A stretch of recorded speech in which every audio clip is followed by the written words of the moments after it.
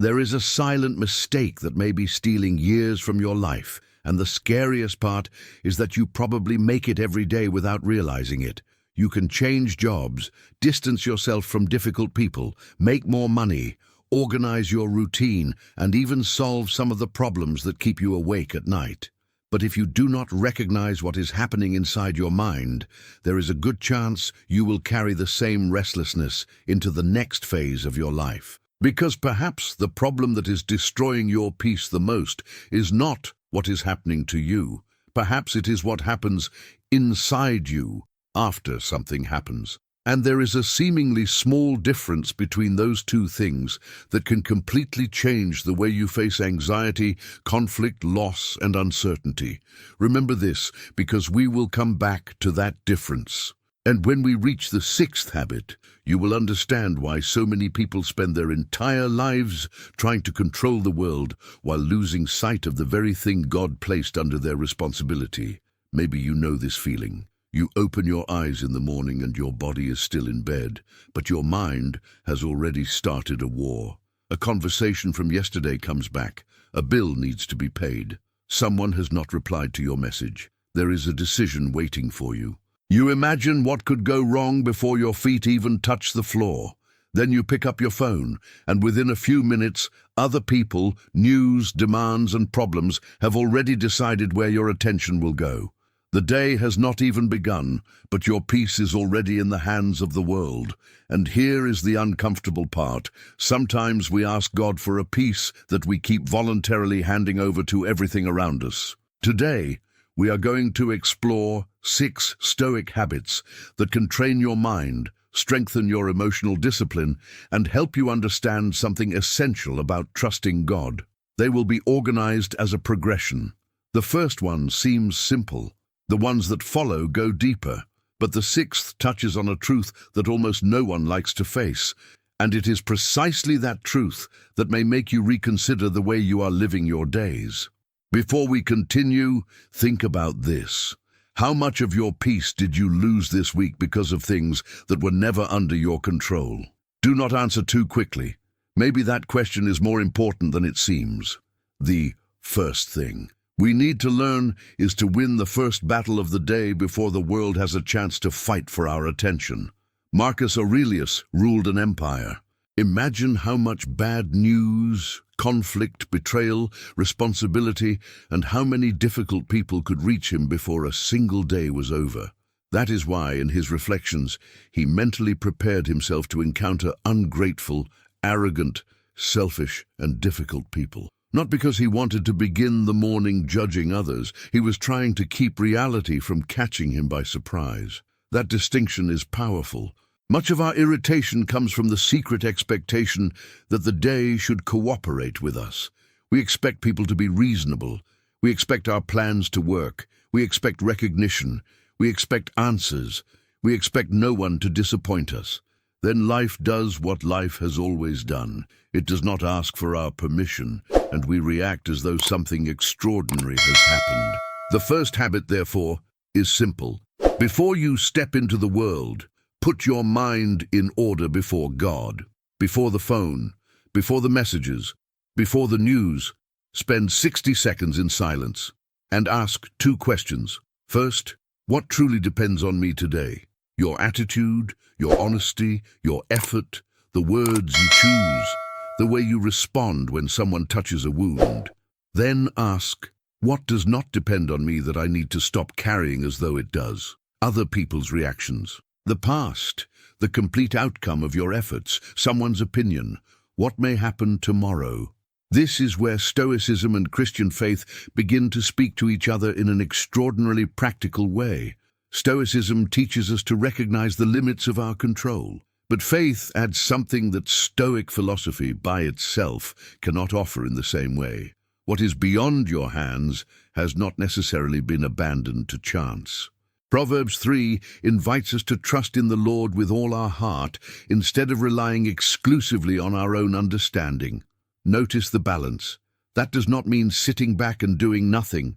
It means fully taking responsibility for what is yours without trying to take God's place. Do what is yours to do. Pray, prepare, work. Have the conversation when you need to have it. Ask for forgiveness when you need to. Set boundaries when they are necessary. But stop demanding that your mind control outcomes. It was never given the power to control. And there is a psychological reason why this small ritual is so important. When you begin the day by immediately reacting to external stimuli, your attention quickly moves from one demand to another. You do not consciously choose your first focus. It is chosen by whatever appears in front of you. But when you have already defined an intention, you create a mental reference point for your next decisions. So try it tomorrow. Before touching your phone, sit down for a minute, breathe, pray, ask what depends on you. Consciously surrender what does not. Then imagine a likely difficulty you may face that day. The difficult conversation, the impatient person, the traffic, a possible rejection, and decide in advance. If this happens, I will not immediately surrender my peace. But be careful, because this still does not solve the main problem. You can begin the morning perfectly centered and lose everything at 9:17 a.m. when someone says exactly the thing that triggers your anger. That is the moment when the second thing says appears. There is a tiny space between what happens and what you do next. For most people, that space has practically disappeared. Criticism comes. They react. A message does not come. They imagine rejection. Something does not go according to plan. They become anxious. Someone provokes them. They provoke them right back.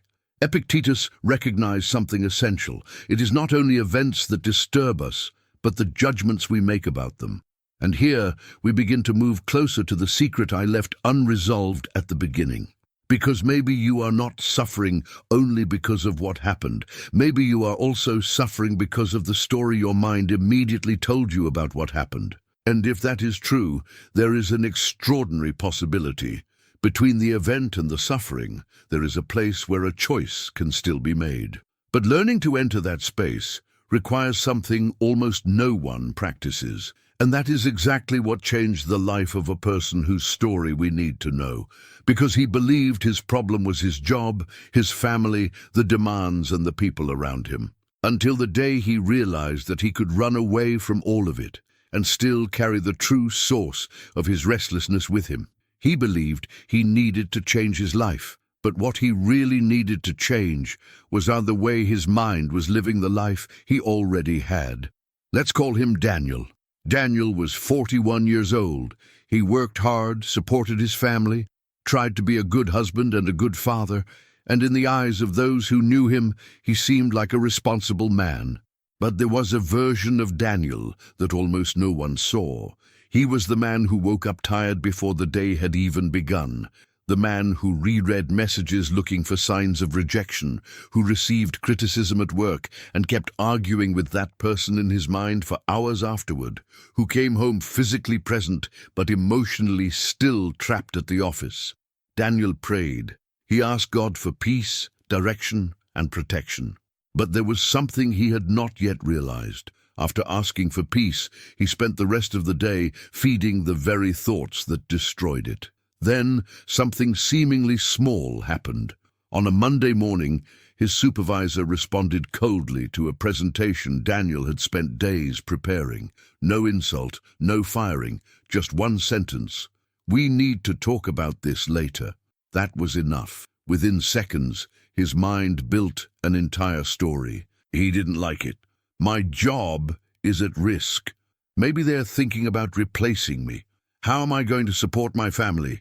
Notice, almost nothing had happened in the outside world. But inside Daniel, a catastrophe was already unfolding. That evening, his wife noticed that he seemed distant and asked if everything was okay. Daniel responded impatiently. She went quiet. His son tried to show him something he had made and heard. Not now. Later, alone, Daniel realized something painful. His supervisor had spoken 6 words that morning. But those 6 words had entered his home, affected his wife, pushed his son away, and consumed practically his entire day. And that was the moment something began to change.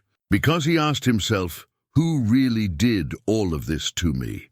His supervisor or the interpretation he carried around for hours? That question leads us to the second thing.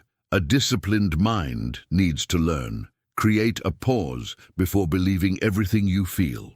Epictetus taught that we are disturbed not simply by things, but by the opinions we form about them.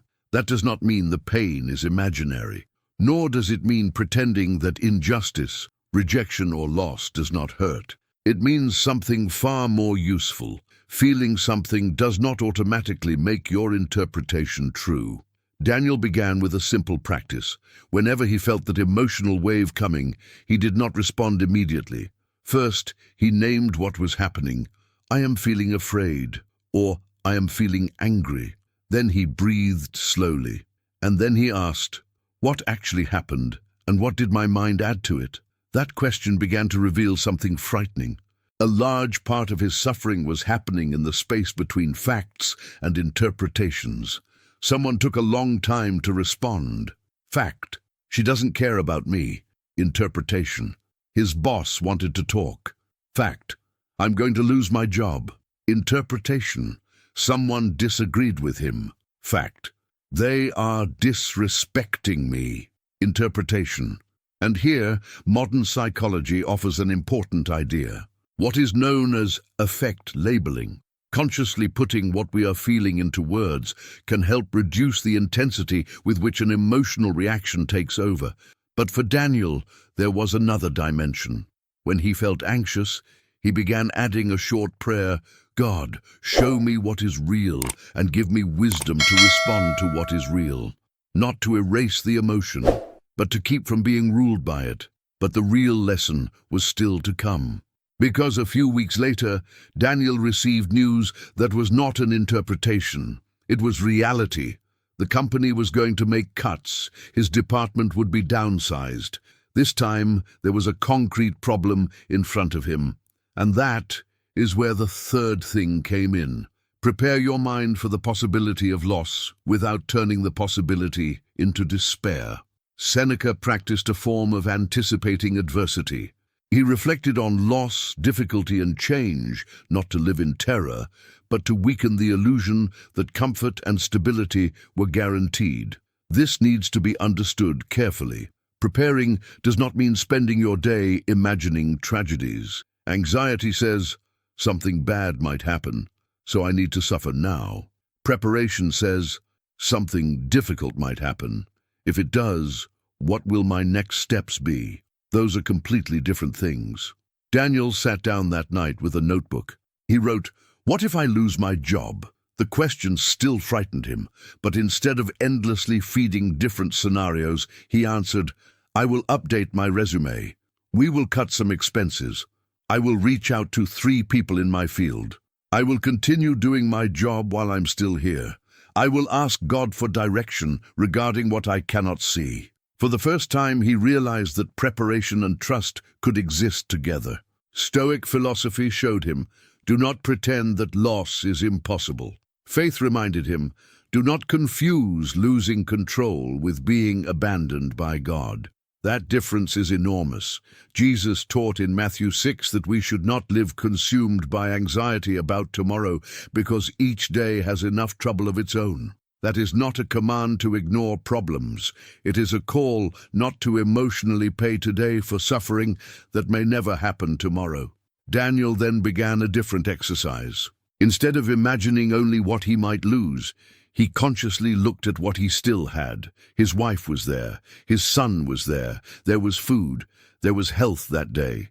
There were people who loved him. There was work at that moment. And there was God, even when there were no answers. Paradoxically, the possibility of loss began to make him see the present. How many things do you only notice after they disappear? How many conversations do you treat as ordinary because you believe there will be another one? How many people do you love as though they were permanent? How many mornings do you waste wishing for another life while failing to notice the life that is happening? But Daniel still had a problem. Even as he learned to pause and prepare, he kept repeating some mistakes. He responded better for 2 days and exploded on the third. He promised not to bring work home and did exactly that. He said he would trust more, and at the first sign of uncertainty, he tried to control everything again. Then he discovered the fourth thing. A mind does not change simply because it understood something. It changes when it begins to honestly observe its own patterns. Seneca had the habit of reviewing his own day, not like someone sitting in a courtroom condemning himself, but like someone willing to learn. Daniel began doing this before going to sleep.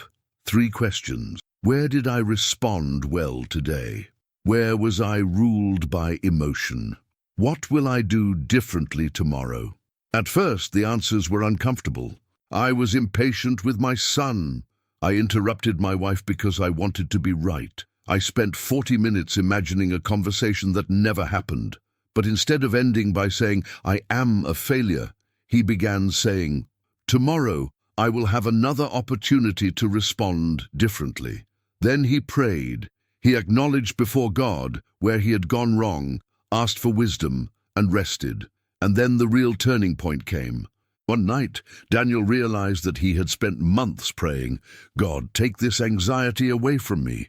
But he rarely asked, which of my habits are still feeding the very thing I am asking God to remove? He stared at that sentence for a few seconds, because for the first time, he realized that faith was not passivity, and discipline was not a lack of faith. Maybe he had been waiting for God to change feelings that his own habits kept strengthening every day. And there is an even more uncomfortable question hidden in this. Maybe you are also asking God to change something he is already showing you that you need to face. The next part is where everything goes deeper, because the final 2 habits do not deal only with thoughts. They confront what you are afraid of losing and what you are doing with the time you still have. And that is precisely where the real secret begins to appear. There is a silent form of slavery that is almost never called by that name. It is when you can only be at peace as long as everything is happening the way you want it to. As long as there is enough money, you are fine. As long as no one rejects you, you are fine. As long as your body responds, your plans work and people stay, you are fine. But the moment one of those things is threatened with disappearing, something inside you collapses. That is exactly what Daniel began to realize. He believed he wanted peace, but deep down, what he wanted was a life in which nothing threatened the things that made him feel secure. And those 2 things are not the same, because peace that depends on favorable circumstances is not exactly peace, it is a truce. And that brings us to the 5th thing. Choose small discomforts before discomfort chooses you. Seneca, although wealthy, occasionally spent periods eating simple food, wearing modest clothing, and living with less comfort.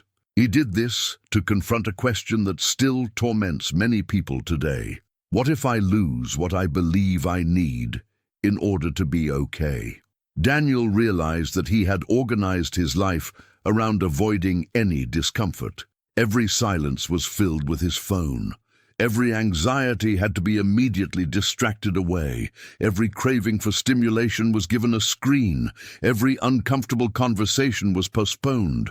Every unpleasant emotion had to disappear quickly. And the more he ran from discomfort, the less capable he became of enduring it. So he started small, not with punishments, not trying to prove that he was strong. For a few minutes each day, he left his phone somewhere else and remained in silence. When he wanted to abandon a difficult task, he stayed with it for 10 more minutes. When a necessary conversation frightened him, he stopped putting it off. When he felt the urge to immediately respond to a provocation, he waited. The goal was not to love discomfort. It was to discover that discomfort does not mean danger. Something important is happening psychologically here. When you repeatedly avoid a situation simply to reduce anxiety, your brain can learn that the situation really did need to be avoided. The immediate relief rewards the avoidance, and the cycle grows stronger. But gradually facing tolerable discomfort can teach you something different. I can feel this without obeying it. That sentence began to change Daniel, but his faith added another layer. Because Christian discipline should never exist merely to say, "Look how strong I am." There is a better question. Am I training my will merely to serve my impulses or to obey what I recognize as right? Paul wrote in 1 Corinthians 6:12 that he would not be mastered by anything. That idea goes straight to the heart of the problem. Maybe the question is not whether your phone, comfort, recognition, or entertainment are necessarily bad. The question is, do you use them, or do you already need them to regulate your inner state? And here is one of the most important revelations in this video. Stoic discipline can teach you not to be a slave to circumstances. But Christian faith asks an even deeper question. Free for what? Because self-control without purpose can become nothing more than pride. Endurance without love can harden you. Indifference is not peace. Emotional coldness is not maturity. The goal is not to become someone who does not feel. It is to become someone who feels deeply without allowing every feeling to take the place of authority. Stoicism helps you say, "Not everything depends on me." Faith allows you to add, "And what does not depend on me, I can entrust to God." Stoicism asks, "What response is under my control?" Faith asks, "What response honors what God is forming in me?" Stoicism disciplines perception. Faith gives direction to discipline. And now we reach the sixth thing, the one we left unresolved from the beginning. It may seem dark for a few seconds, but maybe it is exactly what you needed to hear. You are going to die. Not some abstract you, me, all of us. And perhaps the reason this truth makes us so uncomfortable is that it brutally exposes what we are doing with our time. The Stoics called this reminder memento mori. Remember that you will die. Marcus Aurelius wrote about the possibility of leaving this life at any moment and about allowing that reality to influence what we do, say, and think. Not to live in terror, to wake up. Because when you truly understand that your time is limited, some things that once seemed enormous begin to shrink. That argument you keep replaying, the need to win every conversation, the pride that keeps you from apologizing, the message you do not send because you want the other person to reach out first, the dream you have postponed for years, the time you give away every day to distractions you do not even enjoy. Daniel discovered this in an unexpected way. One night, after his daily reflection, he heard his son laughing in the other room. For a few seconds, he simply listened, and then he thought, "How many more times will I hear that sound exactly like this?" He did not know. No one knows. One day his son would no longer be that child. One day that home would change. One day some conversation would be the last one, without anyone present knowing it. Daniel realized something that hurt. He had spent so much time worrying about not losing the future that he was losing pieces of the present. And that was the moment everything connected. The sixth habit was not really about death. It was about priority. Death simply removes our excuses. The Bible takes this awareness even further. Psalm 90 contains an extraordinary prayer.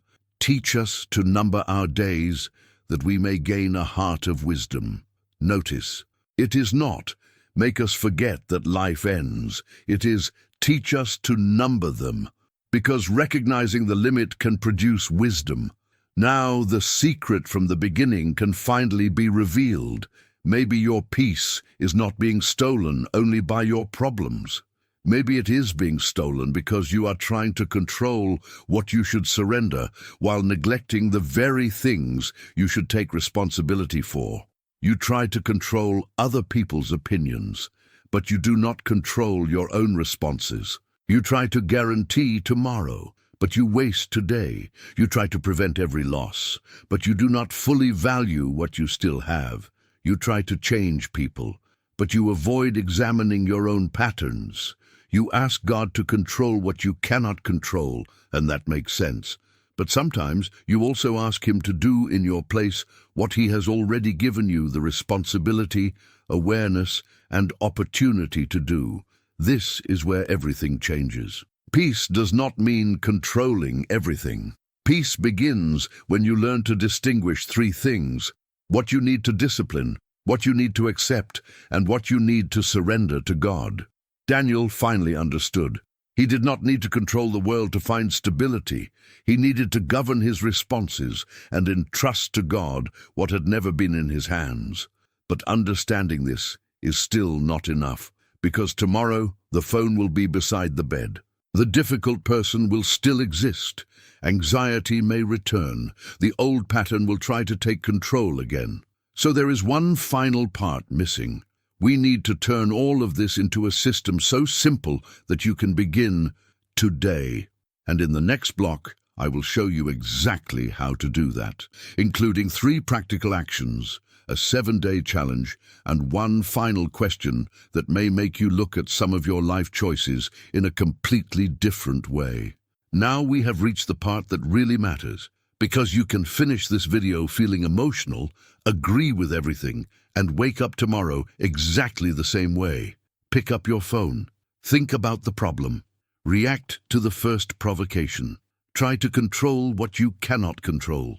Reach the end of the day exhausted, and repeat it all over again.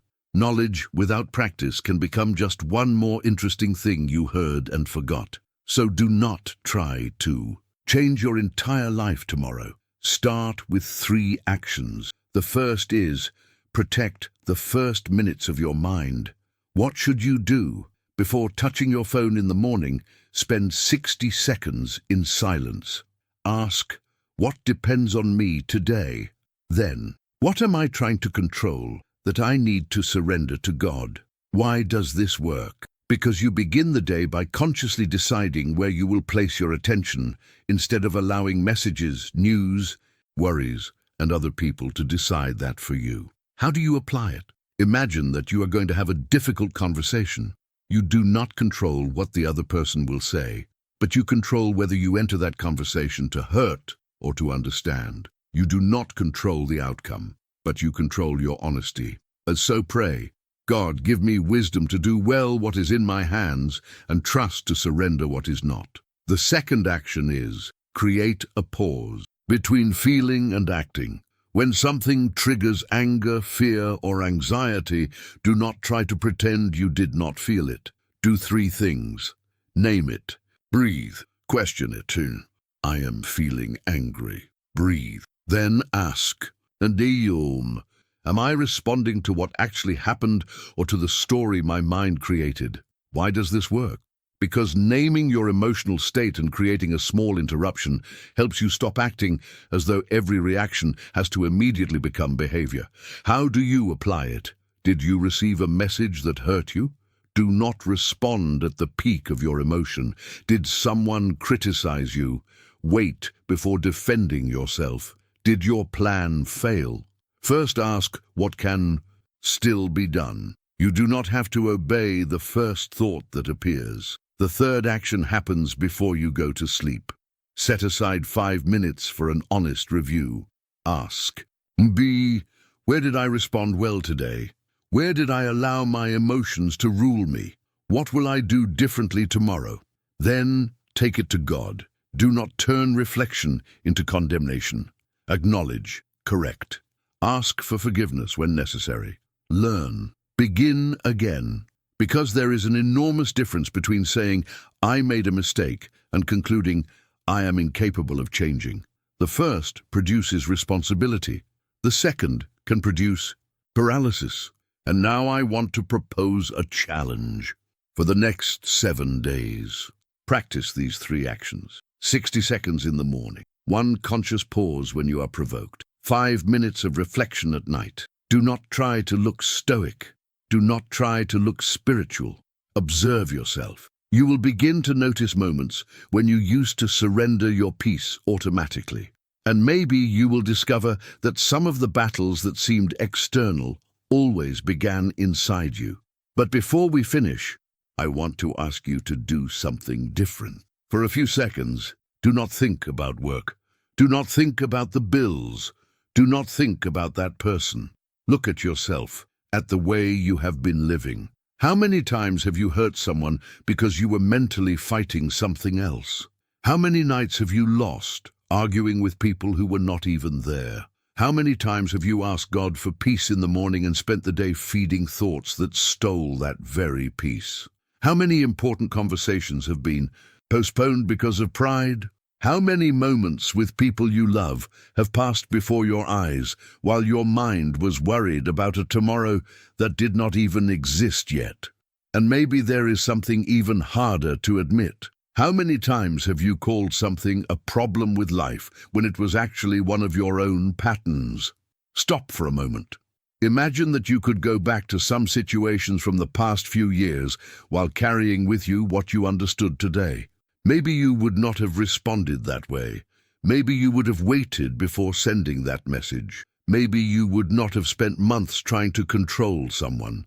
Maybe you would have forgiven sooner. Maybe you would have made better use of your time with certain people while they were still close. You cannot go back. But maybe that is precisely the reflection that needs to change what happens from this point forward. Because one of life's greatest wastes is not making a mistake. It is finally recognizing the mistake and continuing to choose exactly the same thing. You now know that not every thought deserves your trust.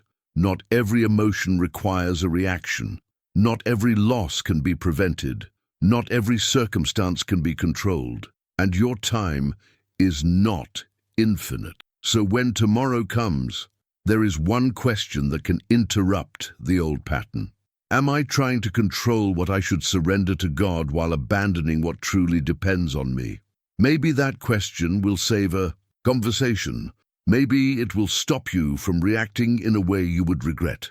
Maybe it will make you put down your phone and look at someone you love. Maybe it will make you finally make a decision you have been postponing.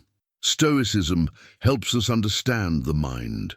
Faith reminds us why it is worth disciplining it. You do not need to become indifferent. You need to become aware. You do not need to control everything. You need to learn what to do with what is under your responsibility and where to place what is not. And maybe true strength is not being able to carry everything. Maybe it is finally knowing what to carry and what to surrender. Now I want to leave you with a question. And do not answer with what sounds good. Answer with what is true. If someone observed only your actions over the last 7 days without hearing a single word you said, would that person say that you truly trust God, or that you are still trying to control everything on your own? Think about it. And if you stayed with me all the way to this point, write one short sentence in the comments. I choose to respond, not react. I want to know how many people made it to the end and decided to begin this change. And if you prefer, also tell me where you are listening to this video from. It is special to see how far these messages are reaching and how many hearts in different places are seeking the same thing.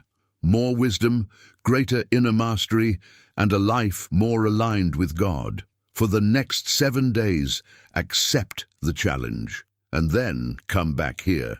Tell us which reaction you managed to interrupt, which worry you managed to surrender, which behavior you finally recognized. Because your comment may be exactly what someone else needs to read to realize that they can begin too. If this message gave you a perspective you needed to hear, like the video. It helps this reflection reach other people who may be fighting the same silent battle today. And if you want to continue exploring this meeting point between Stoic wisdom, emotional discipline, and Christian faith, subscribe to the channel. Not because you need to watch every video, but because some truths need to find us again and again until we begin to live them. Tomorrow, your problems may still be there. The difficult people may still be difficult. The future will remain uncertain, but there is something that does not have to remain the same, the person who will stand before all of it. And when you realize that you are falling back into the old pattern, remember, do what is in your hands. Surrender to God what is not. And do not waste the day you have been given trying to control the day that has not even arrived yet.